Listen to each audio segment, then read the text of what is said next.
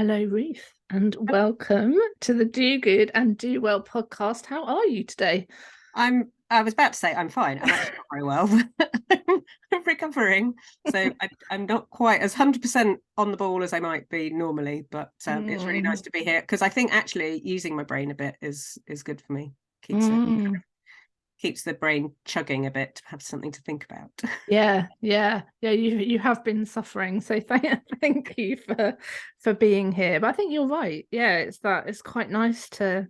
It would be easy to just sit on the sofa, wouldn't it, and snuggle up and do Oh nothing yeah, for ages. I've been doing that for a week and it's nice, but well, it's been rubbish. But but also, and I think it's important that we should say if we're not 100% well, Yeah, because we all go, yeah, I'm fine, everything is fine, and never admit when things are not great. But yeah, it's yeah. on its way out. I am getting better. Good. Well, why don't we start with you telling us a bit about yourself? Yep, I'm Ruth Singer. I choose my different titles depending on the day, but today I'm going to go with artist, writer, and researcher. And I'm interested in my textile practice is based around my previous career working in museums. So a lot of heritage and history, memories, human stories. And that's what I explore through textile artworks, places, stories, and people. It's what I'm really interested in. And in my other work, I kind of explore similar themes. So with my freelance work and writing and research work is about supporting artists and freelancers to do the kind of the best version of themselves. I don't like that phrase. I wish I hadn't said it now.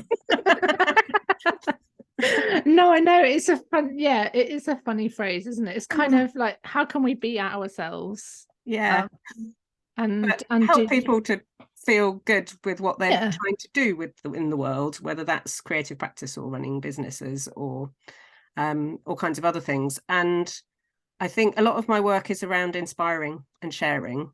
And for years, I felt kind of slightly resentful about that. Kind of inspiring people doesn't pay the bills. This is really people say, "Oh, you're so inspiring," and I go, "Oh, great. Will you please buy something?"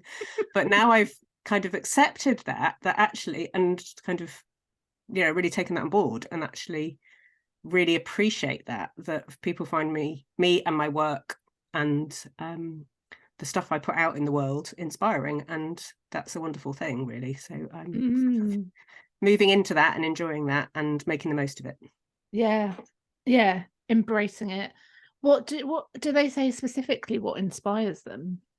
Well, for many years that's been through my textile practice about the work that I make and the stories that I try and tell with it, and I think also about the way I get it out in the world. I do share a lot of what I do, and I do exhibiting and a lot of writing, so literally sharing the techniques and the ideas around my work, and always being very generous with it. And that sharing practice, I guess, has been all the way through my entire working life, because that's what my museum training, my museum work was about sharing stories, about sharing ideas, and making things accessible and visible, and inspiring for other people. So that's where I see that I've sort of carried through the same way of working through from being a museum curator and education officer into being an artist and being a kind of a freelancer and mentor and consultant and all of the different many different things that I do. Yeah, I'm interested or curious about, you said that you're interested in places and story and people. What interests you about that?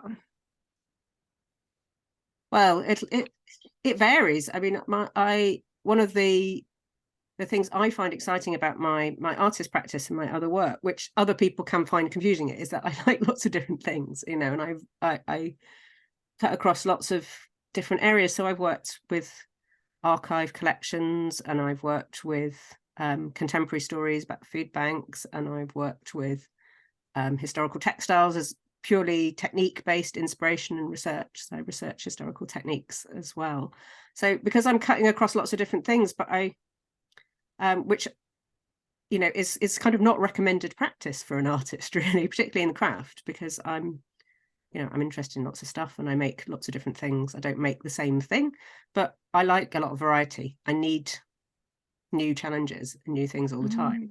And within that kind of people, places and stories gives me a lot of scope to fit in pretty much anything that I'm interested in this week. So, you know, my interests do change massively over time. But there is always this thread through of a kind of human stories and human experience. And that ties in with my kind of overall practice of sharing, you know, my work, my ideas, my thoughts, and sharing kind of unseen stories or things that people might not know about, and kind of opening up and illuminating all kinds of different stories.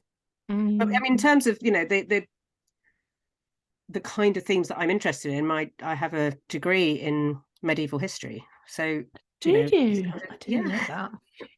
Yeah, my first degree, well, medieval studies, so history, languages, art history, particularly art history was what I mostly focused on, but I did a lot of landscape history, and medieval French and Latin and sorts of things that I was terrible at. But art history I was good at. It was quite a revelation that I could do that bit.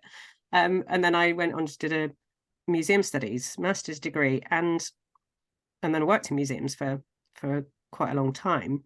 And that, I think it's kind of that background of working in a way of looking at stories, historical stories, contemporary stories. In museums, they can be contemporary as well, and illuminating them and making them accessible and visible, and finding a way in, finding in a kind of little nugget that's interesting and that will connect with people. And that's what I do with my own practice, my own artist research, is I'm looking for a nugget that really interests me in a wider story, and then digging into it. And I find that the whole process really fascinating. And that's the sort of thing I share, that process as well as the finished outcome. So, you know, my membership and my podcast is all about meaning in creative practice and the stories that we want to tell, and doing research, and so there's lots of different elements to it. But, you know, research is a big part of what I do and how I work and how I think. The point where actually the research is kind of what I want to do mostly, but we have to have an output, don't we? I can't just sit and think all day, sadly, which would be good. Yeah, we need to find an income stream where you can just sit and think and not have to have an output. I'm interested. Well, there's a couple of things that you said that, and I'll let you choose which kind of direction we go in. There's two things. There's one about what I'm hearing you say is there's a generosity to your work. There's a lot of sharing. You know, you're sharing the process, you're sharing the output, you're sharing not your thinking, but also, as you say, illuminating, sharing the stories of others that might not otherwise be heard. So I'm interested in that idea of generosity or in business, and how we might kind of unpick that a little bit. And then you also mentioned about having worked in museums for a long time and then coming into freelance. And I think there's an interesting conversation about what shifts happen going from working as an employee to running your own business and making all the decisions yourself. It's kind of, those are the sort of two bits. I was like, oh, we should have that conversation. Which one do you fancy having, or which one do you want to start with? We start with the generosity thing, because I think that's they actually tie together a bit. So if I remember, I'll try and bring the two in together. But I think the thing with generosity is, you know, we're conditioned not to do that, not to give away stuff. In a lot of ways, in some ways we are, you know, we give away our time all the time. We're conditioned to do that.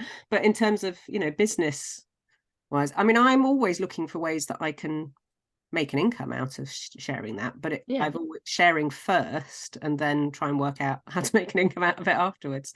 But part of that with me is because I like sharing. I find sharing is an important part of what I do, whether that's my own textile practice or the conversations that I have with other artists, which I've turned into my podcast. So it's about I like to get response from other people, not for validation. I mean, validation is great, you know. But we need a stroke. You know, it's important. But I love hearing how my work, my creative output impacts other people and influences or inspires or just makes them think about things in a different way. So whether that's an artwork in an exhibition or a picture on Instagram or a conversation on the podcast, when people say, gosh, I saw myself, you know, I recognized myself in some of what you were saying, or that's really helped me understand something about what I do, or seeing my own experience or somebody else seeing their own experience through how I've expressed it through textile. So when I've done pieces about loss and mourning and grief, and those have been really resonant for a lot of people. And people have said to me many times that just seeing that in a gallery space really validates their own experience and makes them feel that they're part of things. So that's really where the sharing comes from, because I love to see how other people react and respond and engage with what I'm interested in and what I do, and how kind of, you know, just seeing the sparks come from other people when they engage with what I'm talking about. Yeah, and I guess as an artist, that's kind of the sharing bit is quite an important bit, unless you do want to just sit in your studio and make for your own sake. But there is something natural in that kind of shit. Not natural, that's the wrong word, but something about, what's the word, kind of normal, I suppose, in sharing something. But I think that point about, you know, being able to connect with other people and kind of share that feeling of, yes, I feel like that too, or even difference. You know, you had that thought, I don't feel like that. That's interesting. That's a point of interest. How can we have a conversation about that? And the point about how do you then balance the giving of and sharing with also having a business and having to make an income. And as we know, we talk about, you know, having a sustainable income so that you can make the impact and share like you want to share. I think what I really like about the stuff you do is I suppose it's similar in a way to how I work. You know, if I'm running a workshop, for example, I will be really transparent and say, this is a free workshop, but I am going to spend a minute or two talking about how you could come and work with me, you know, because there will be some of you who will want my help to implement this thinking. And then there'll be lots of you that want to just take it away and do it yourself. But that kind of, I think, with your membership and with your podcast, and when you're talking about your mentoring and all the things that you do, there's a transparency to that. There's here I am doing this, and you can also work with me on a deeper level and pay me to do that. Yeah, and I think partly for the way that my business was established, you know, when I first set up, which is over 17 years ago now, I started off doing a lot of freelance teaching, and then I very soon got into writing and very much about textiles, and that kind of sharing as a business model, yeah, sharing in exchange for money, but it was always I've always been doing that. So when I've had periods where I've been trying to do the more traditional make work, sell work to private customers, it doesn't sit well with me anyway, because it's not a business model that feels comfortable with me. You know, it's too capitalist for me, basically, because I have to sell, you know, in order to sell the work that I like to make, which is very, very slow and time consuming, becomes very expensive, and then it's only accessible to wealthy people, or wealthier people. And I, you know, that's fine. It's a perfectly valid business model, but it's not right for me. It never felt right for me. It never felt comfortable for me. And I resisted selling so badly that I realized that this was not a viable way to make a living. So the teaching and the writing particularly, and then all the kind of the freelance aspects, freelance work that I've done over the years alongside, really works better for me. It just works better for the way I like to work. And I like to work with other people a lot, even though, you know, I love being on my own in my own studio for making my own work, but collaborating and working with others, or connecting with others in all those different kind of, you know, written or workshop kind of way, really is just much more inspiring for me, much more exciting for me than, you know, making for private clients and nobody really ever seeing it. And you know, I like my work to be seen and shared and experienced, and you know, that very commercial practice just to never, I mean, I was not very good at it, but also because I wasn't very committed to it. I think that's why I was terrible at selling, because I wasn't really committed to it. But you know, I learned a lot from when I started teaching and running my own sewing workshops. I ran a sewing studio for about 3 years, and I learned a lot from that about marketing and selling, because I was selling an experience rather than trying to sell my own talent, which is really difficult for a lot of artists to say, I make great stuff, you want the great stuff.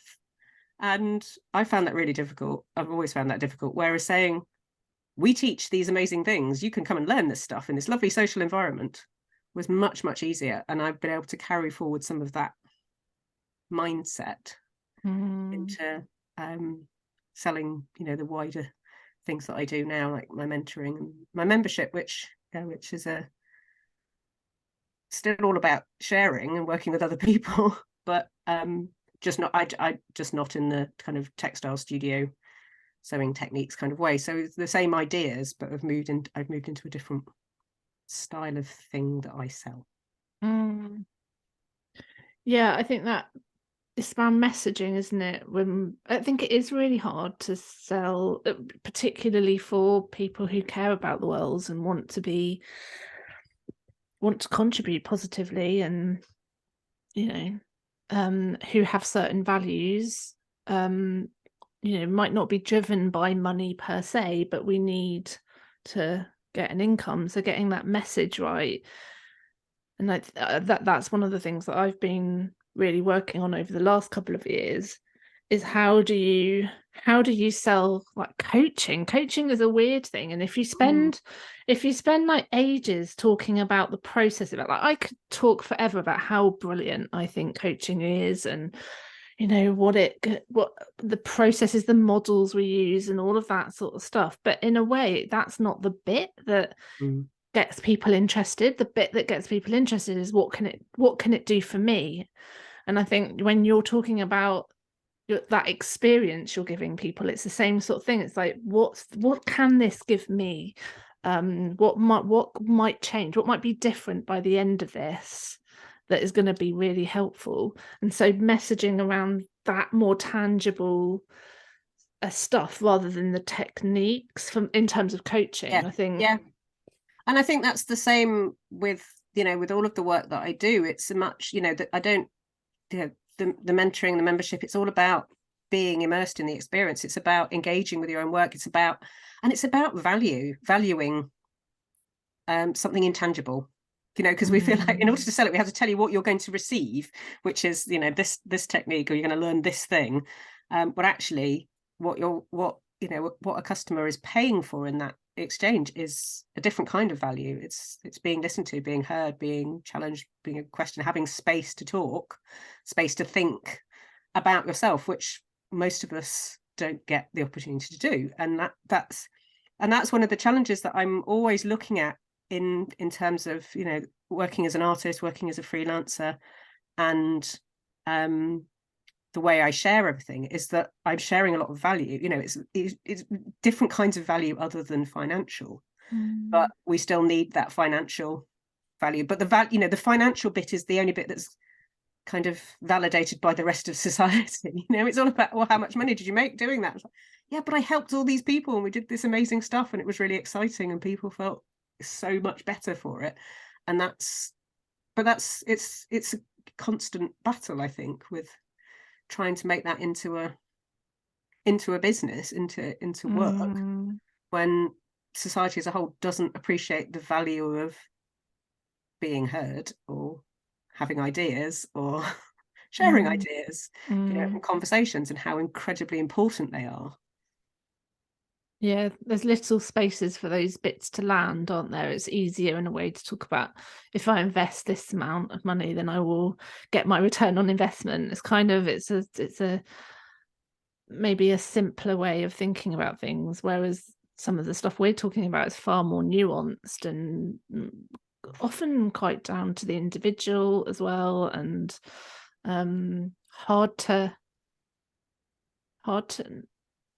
articulate, I think. I'm interested because you wrote a blog recently about working or being asked to work for free. Yeah. And I know this is me confessing. I know that in my previous job working for an arts charity, I would negotiate with artists or freelancers, consultants, to see if they could bring the price down a bit, because here's my budget, and I I would love to go back to those days. Be like, just pay them, just pay I did them. the same. I had when I worked at the V&A on the adult education program, and I had a fixed fee that I could pay, and there was no flexibility. Yeah. And for some people, it was more than they would have charged, but for a lot of people, it was less. And that was a learning process for me of doing that. But I think I learned a lot from the people who questioned it. And I went, oh, okay. I mean, I can't do anything about this. I'll tell my manager. I mean, that's as much as you can do, and often in that situation. But I think it's having the conversations, starting the conversations about it is so important, because we're so secretive about money as well. Nobody really talks about it in terms of, I was thinking about, one of the things that I suggested, or I talk about in this, this work I'm doing about money. I'm working on a kind of money manifesto, my feelings, my opinions, my thoughts that my learning over the last 17 years of doing this, and asking, it's very easy to say, you just need to ask for more money or negotiate for more money. But I know that probably for 13, 14 years of self-employment, I didn't do that, because in order to be able to ask for more money or negotiate, you have to have confidence in yourself and confidence in the work that you're providing, know the market really well, and have the right language as well, just feel able to do that. Not everybody feels able to do it, and that takes some time. So it's never as simple as just need to ask for more. If only it was. Just do it. Yeah.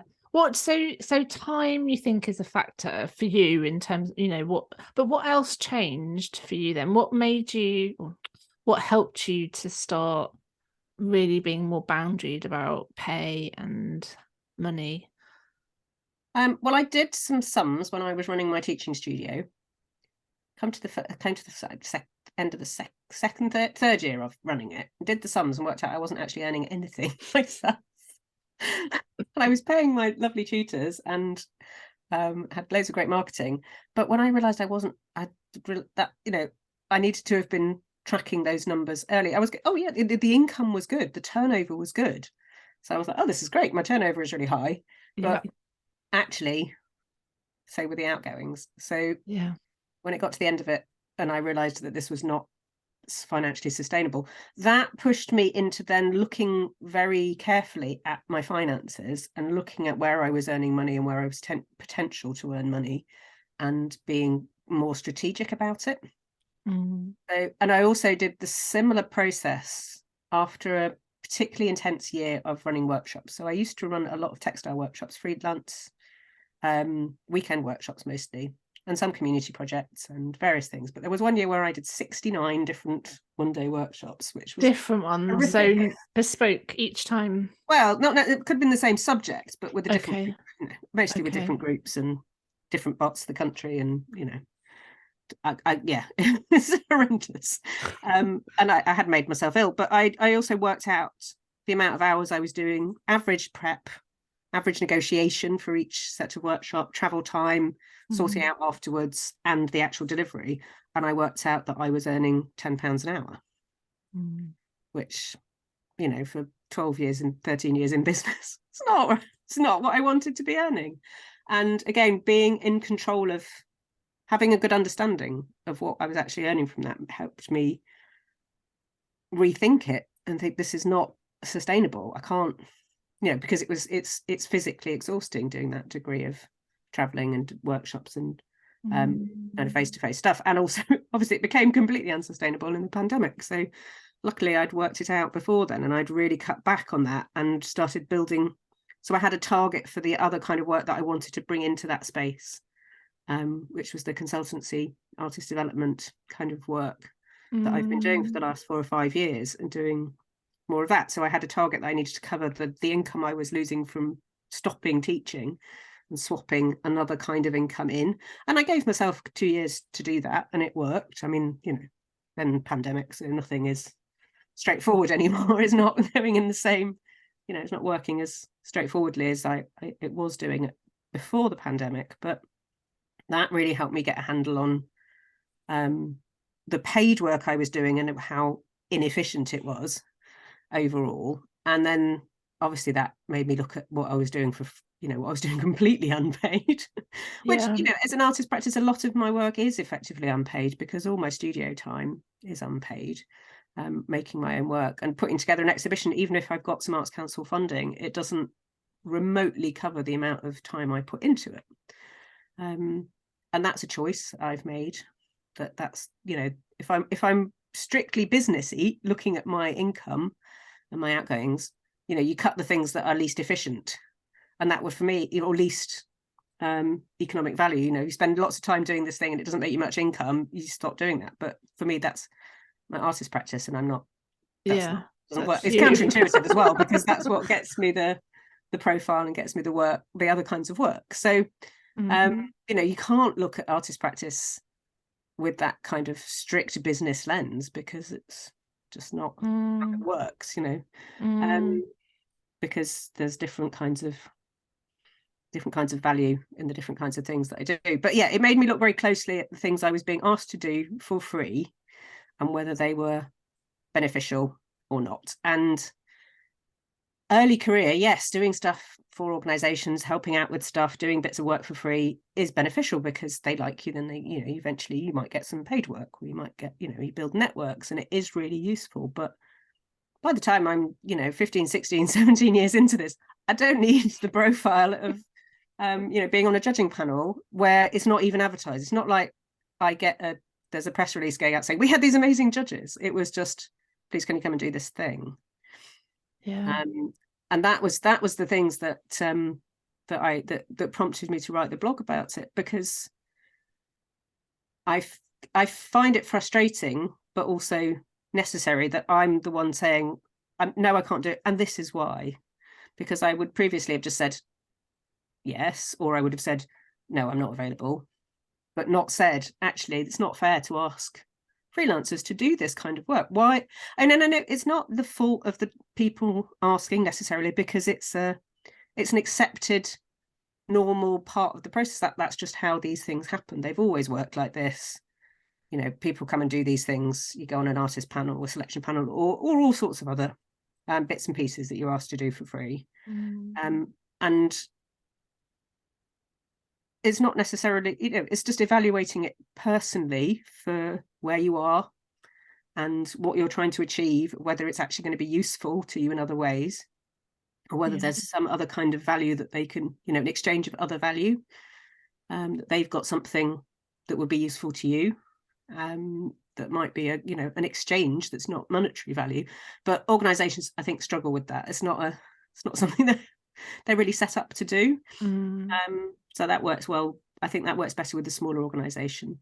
So for example, you might say, well, I can do that thing for free, but maybe you can give me 10% commission instead of 40% commission in the shop. So I'm making 30% more from my shop, the things that you sell in the shop. For example, that's kind of one way that it can be an easier way of doing it, but just a different exchange of value.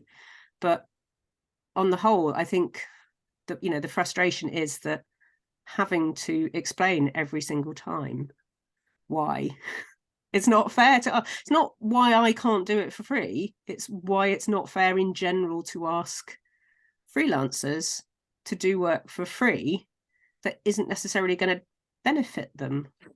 It doesn't necessarily, if it doesn't take you anywhere.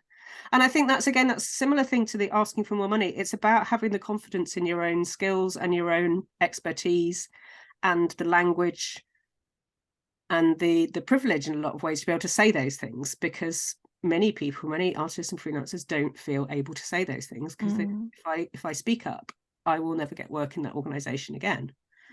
And that does happen. And, you know, I have seen it happen. And it puts us in a very difficult, vulnerable position, but it's something I'm very aware of, that I have a lot of privileges in the way I work and the way I've built my business and how I'm lived, that I can take some of those risks. And I can say some of those things on behalf of people who can't, or aren't in the situation to. And yeah, I don't know, you know, it's not going to make, it's not changing the world, it's not making a huge difference. But I think the more we're talking about it, the more freelancers and artists are talking about these challenges, the more, hopefully, the more aware we'll become. You know, people like you and me who were working in organizations and had a tight budget and needed to try and fit in. I've got to fit in these 50 programs, 50 events out of this budget. And if that person charges a little bit less, I can do that one. But what I'm realizing now is the way, you know, I have to run my budget. If I overspend on one thing, I just can't do the other thing. You know, if I'm going to pay proper value, proper fees to this person, then I have to not do that second event.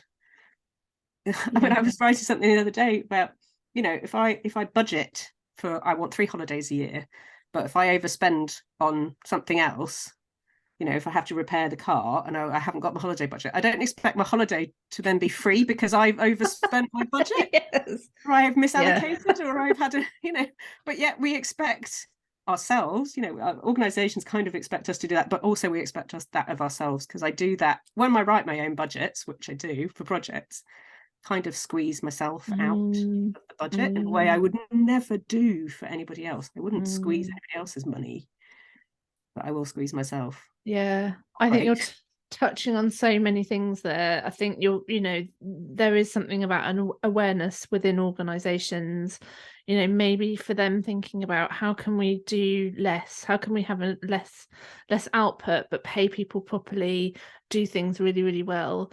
And I think there's something for us all to be doing around our own beliefs around money and what that means and what stops us from asking for more, or finding people like you and I have had lots of conversations about this, you know, finding people who you can have these conversations with, so you don't feel that you're alone, especially for freelancers. You know, if you're sat in your office and you're thinking, oh God, I need to just earn more money, how am I going to earn more money? Like, find your people to have that conversation with.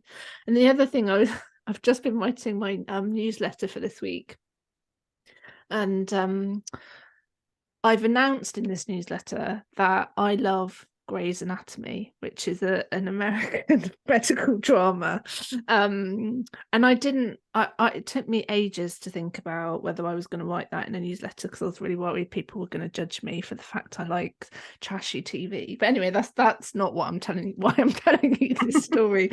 But in this one episode, I think it was last week's episode, the protagonist, Dr. Meredith Grey, is talking about curing Alzheimer's.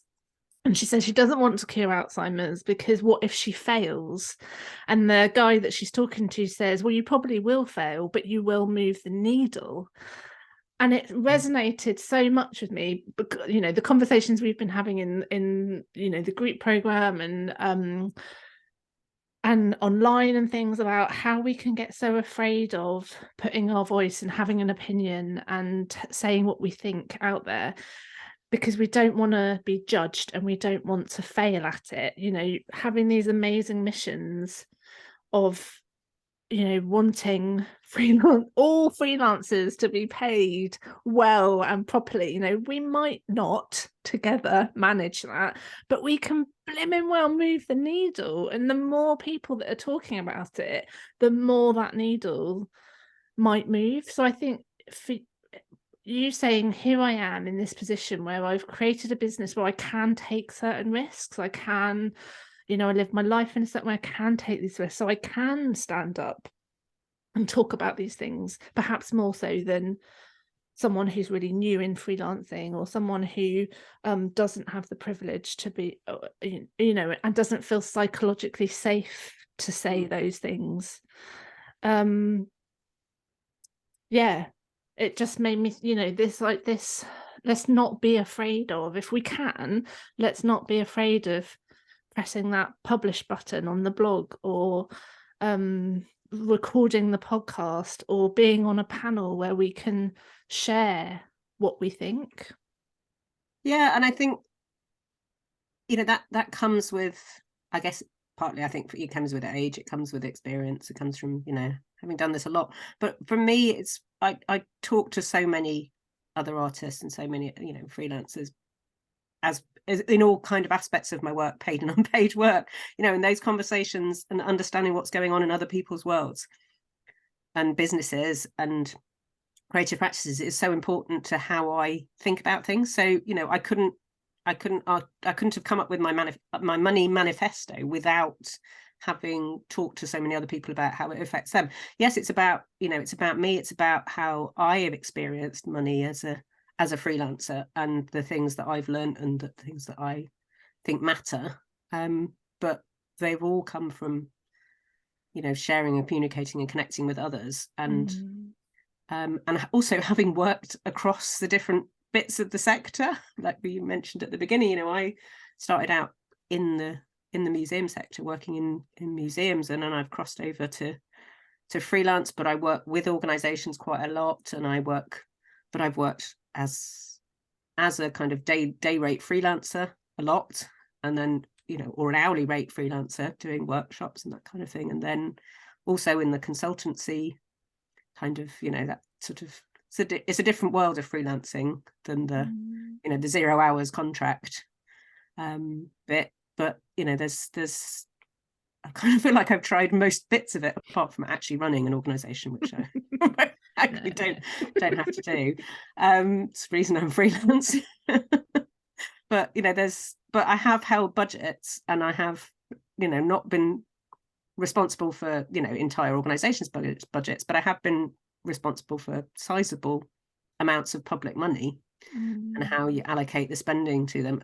And a lot of that is around, you know, this is how it's been done before. This is how it's always been done. There's kind of passed down, and I think from organizations. So when I started in my last full-time job, you know, I was like, this is your budget, this is how we spend it. You know, you get to spend this, that's it. Yeah. And you know, you can't do anything, you know, you can't, that it's very rigid. And when you're self-employed and running your own budget, so when I do my own Arts Council funded projects or other funders projects, I allocate how that money is spent, but I still have a lot of the same kind of, well, I have to spend a certain amount on this and I have to spend a certain amount on that because I have to allocate that. And if I overspend on design, it comes out of my fee, and it's one of the things that frustrates myself. So that's, you know, part of this kind of manifesto about money, is reminding myself, it's note to self, stop undercutting yourself, you know, stop cutting out your own fee in order to balance the budget, because I have to practice what I preach, don't I? I have to try and do that, and it is constantly tricky, because I and many other people, I'm sure, just underestimate how much time stuff is going to take, even though I've been doing it for a long time now. So I think, 17 days, that's fine. And if you add it up, you go, oh my God, it's actually 40 days. I must remember to put in the next one, but it actually took 40 days to do this, not 17. But then the budget doesn't work, so you squeeze it down to 20, and we kind of, shoot ourselves in the foot slightly with it. But again, talking about it, sharing it. So when I'm working with other people now, working with other artists, putting together their funding applications, putting together budgets, I kind of, you know, I sort of share what I've learned from this, because you don't know when you're starting out how this is all going to fit together, and how, you know, how to make it all add up. It's not easy at all. It's quite a challenge. Yeah, and I think that, you know, that's one thing that as a sector I think we could definitely do some more work on, is around different, you know, finance literacy, but also like things like business models. Very early on, I think I've said this on the podcast before, but very early on in my business, when I first started, I was like, right, I'm going to probably be writing funding applications, because I've always been in the not-for-profit sector, and that's what you did. So in my head, the way I was going to run my business was by getting funding, so that then, you know, I could support people through that way.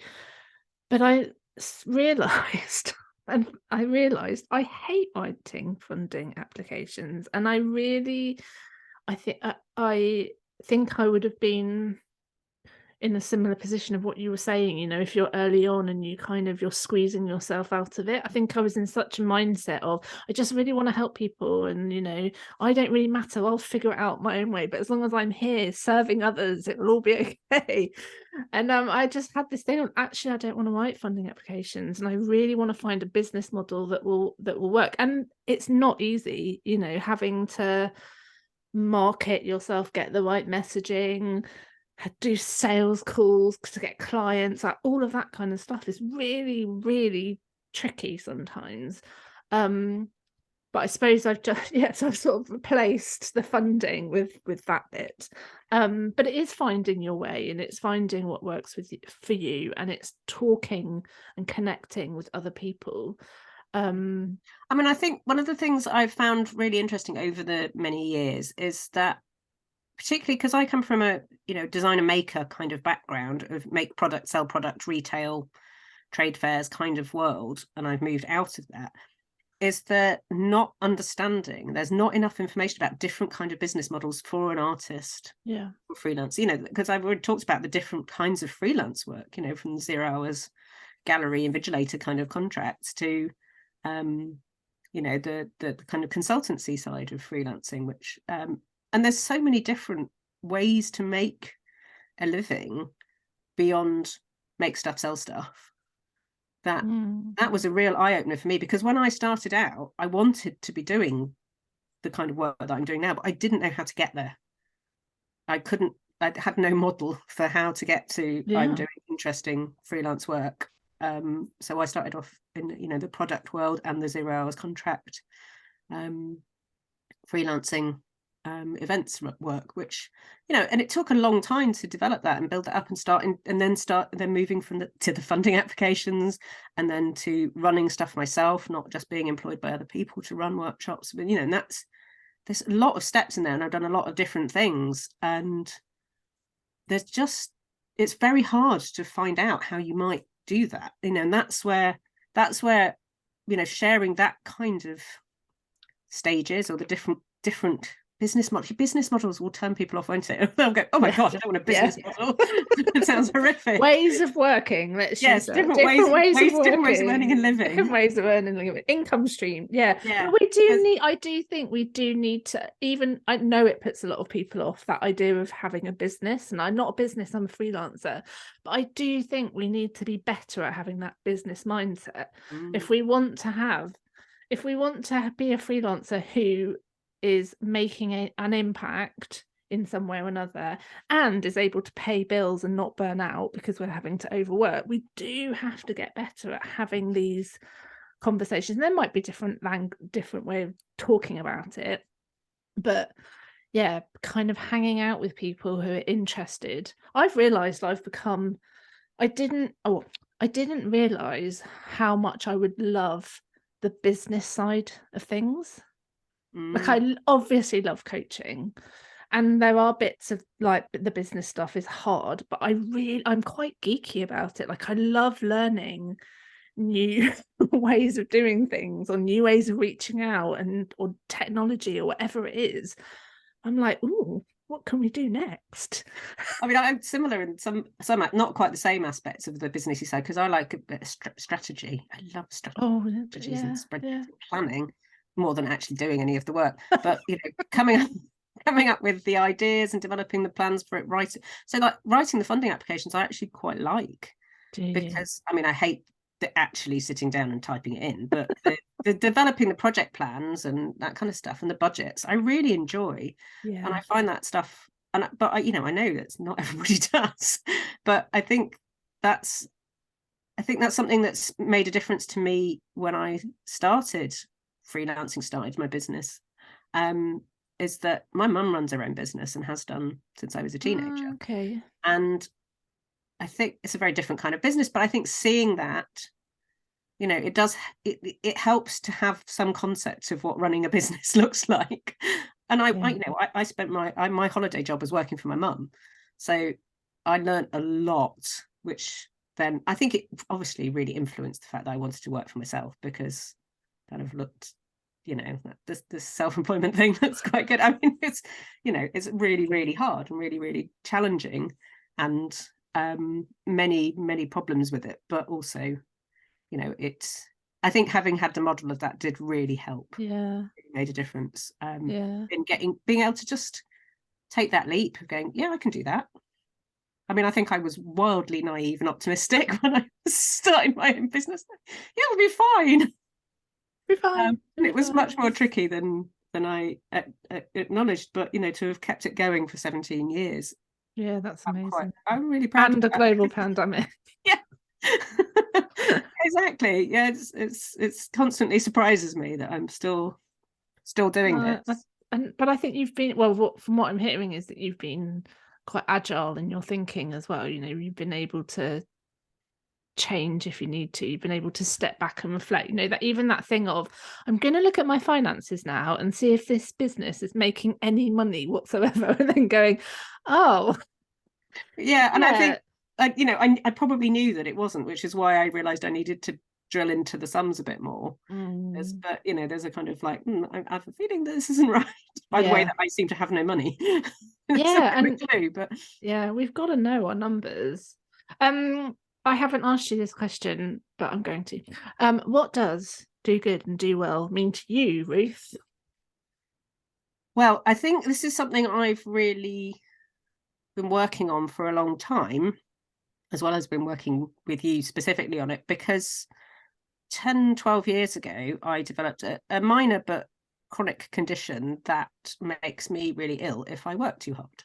And I carried on working too hard, or having to work too hard, because freelance work I wasn't able to work less and still survive financially. But I got to the point where I was getting ill so often that it became unsustainable, and I had to figure it out. So I had to work out how I could still do the stuff I want to do and not make myself ill.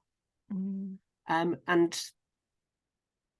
that kind of balance, I'm not sure balance is the right word, but that bit in between of doing the stuff that I want to do in a way that is less exhausting is the bit I'm constantly searching for. But it's about acknowledging and understanding my own energy and my own health, and accepting that I have to rest before I'm tired.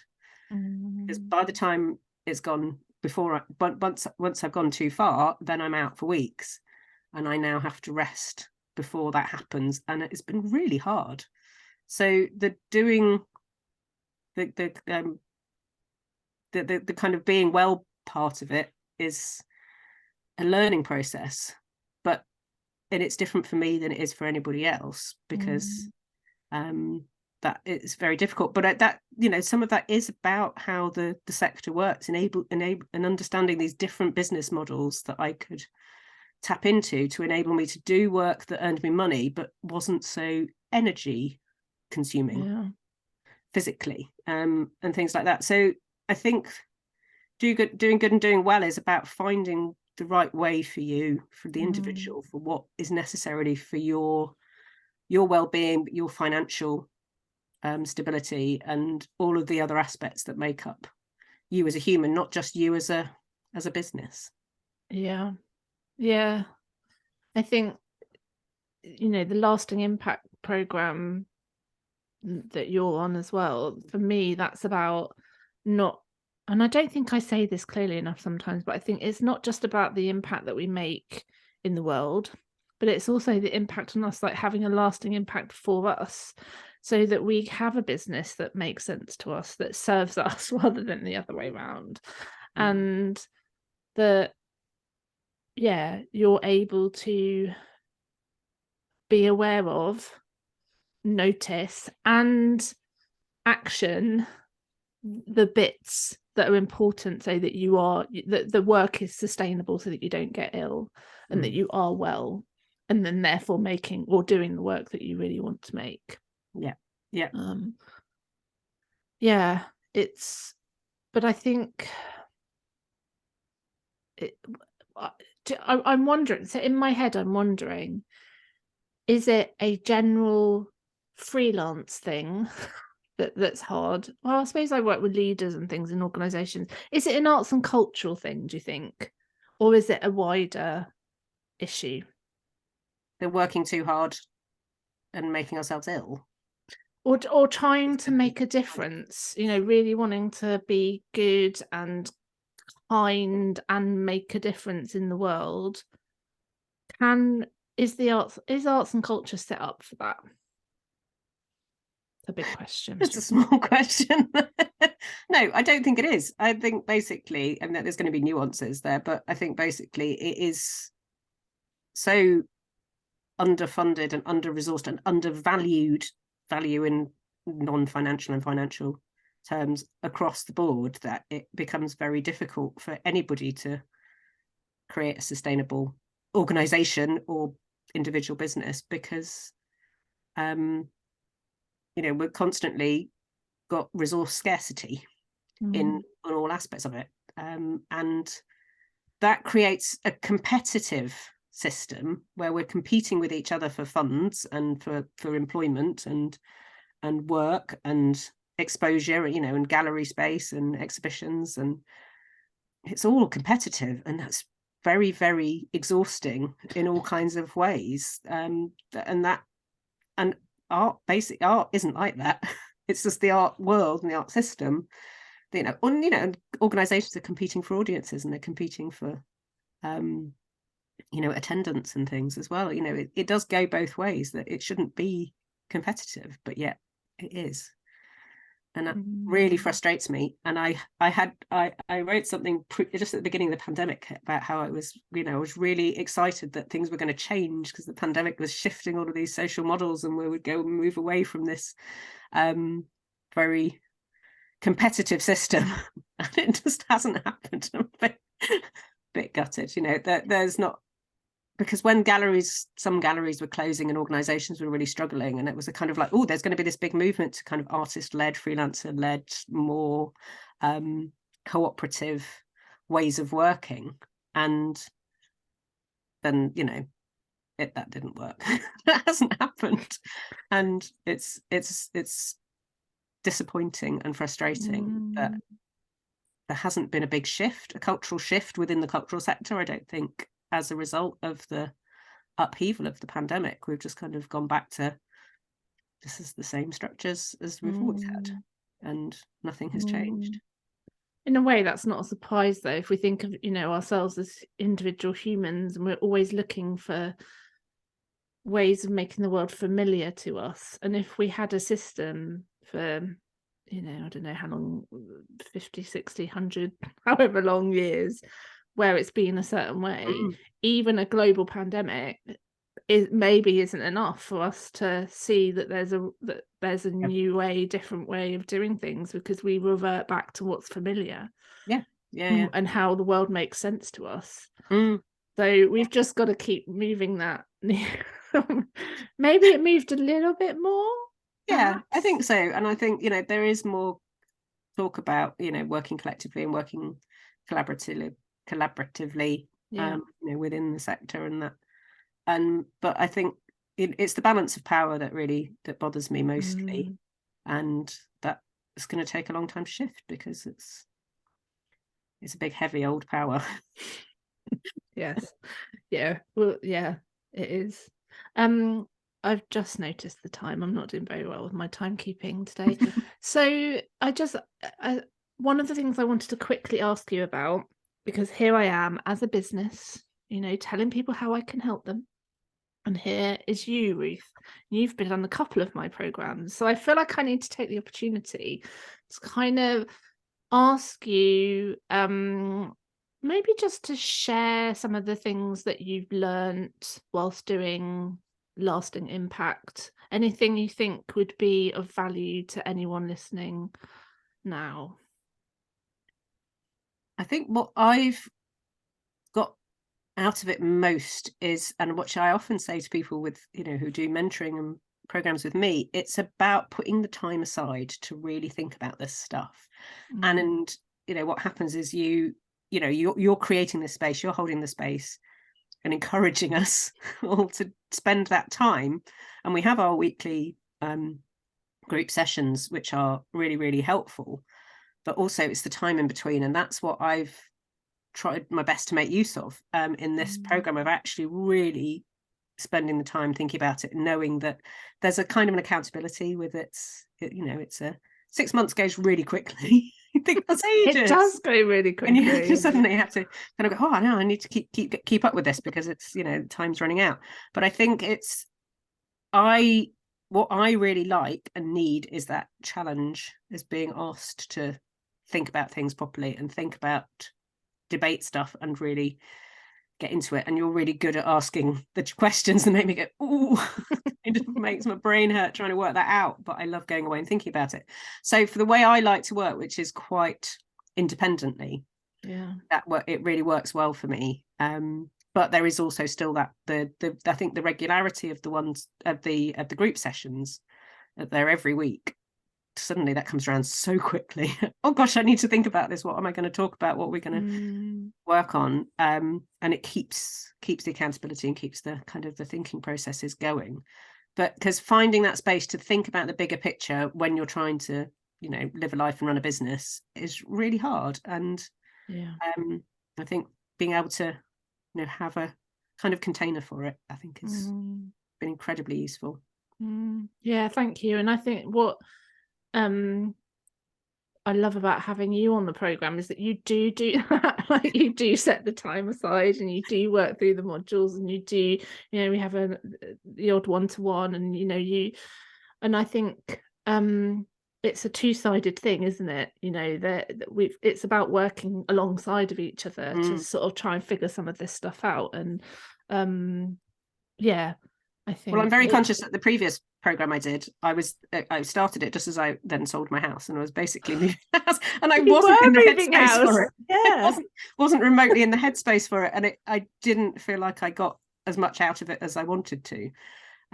So that's why I've kind of given myself another go, and also, because that started thinking process and thinking about this stuff, and then I was like, right, I'm kind of ready to do this more now. Because, and also, this thinking through stuff, working through stuff, coaching, it's not just, it doesn't just happen in a vacuum. The short term, like this, are the hours a week, it's going on all the time. And it's kind of, I think also with the program feels like it's giving me a good grounding that I can take on, I can build on it.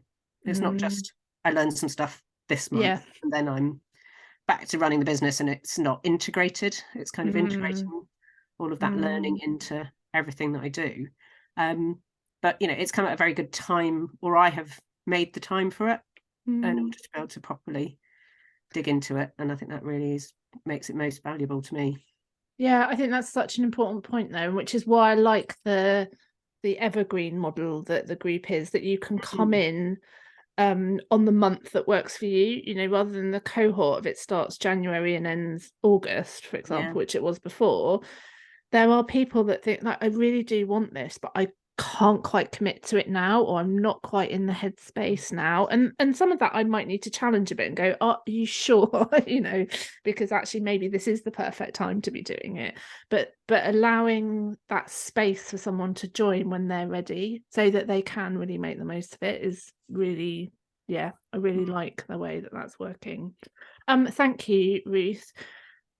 There's so many things. There's so many things we could continue to talk about. But let's end, and you can go and have a bit of a rest and look after yourself, have a lie down.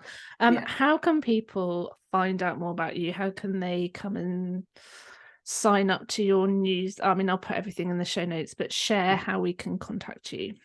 Well, everything centrally is on my website, ruthsinger.com. And from there you can sign up to my newsletter, which is absolutely a good place to keep in touch with what I'm doing, particularly kind of the more freelance organizational kind of work. But I'm also on Instagram, Ruth Singer Textiles, and Twitter at Ruth Singer. Brilliant. Thank you so much. Really do go and check out Ruth's stuff. Well, her work is inspiring and beautiful. And I always love talking to Ruth because I get to see her studio, and I'm always like, oh, I want a space like that. I want to be an artist. That's what I was like for 10 years when I was working in organizations. I go and look at studios and get jealous. So yeah, that's so kind of why I've done it. and has just lots of experience being a freelancer, but understands organizations too, so is brilliant. Read her blog, all those things. Thank you, Ruth. Thank you. Feel better soon. I'll see you soon. Thank you very much.